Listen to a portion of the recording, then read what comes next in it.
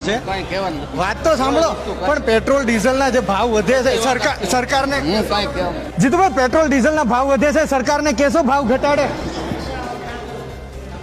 તમે વિરોધ પક્ષમાં હતા ત્યારે પેટ્રોલ ડીઝલના ભાવ મુદ્દે ધરણા કર્યા હતા, હવે શું સરકારને વિનંતી કરશો? કેસો તમે સરકારને ભાવ ઘટાડવાના? અરે જે આપણને ઇન્ટરવ્યુ આપી દીધું એવું નથી જીતુભાઈ, વાત સાંભળો.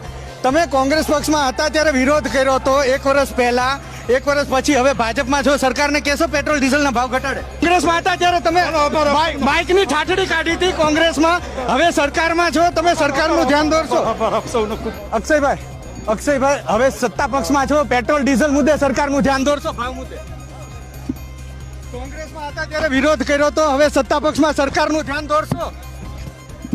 પેટ્રોલ ડીઝલના ભાવ ઘટે, કેસો કઈ સરકારને? બ્રિજેશ મેરજા હોય, અક્ષય પટેલ હોય, જીતુ ચૌધરી હોય કે જેવી કાકડિયા હોય, 1 વર્ષ પહેલા જ્યારે પેટ્રોલ ડીઝલના ભાવ વધ્યા હતા ત્યારે આ તમામ ધારાસભ્યોએ વિરોધ નોંધાવ્યો હતો.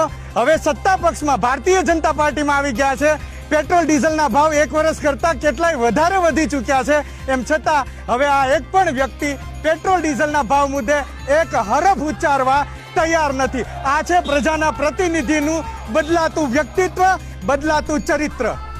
કેમેરામેન નિલેશ પટેલ સાથે હિરેન રાજગુરુ, સંદેશ ન્યૂઝ, ગાંધીનગર.